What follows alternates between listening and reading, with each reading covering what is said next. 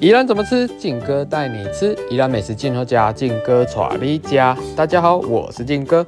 今天我要带大家来吃宜兰新开轻食咖喱店。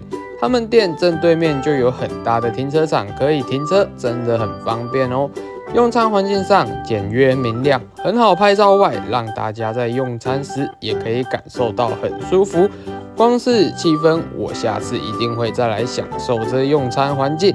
再来就是他们家的餐点不会很贵外，口味上也都有所好评了。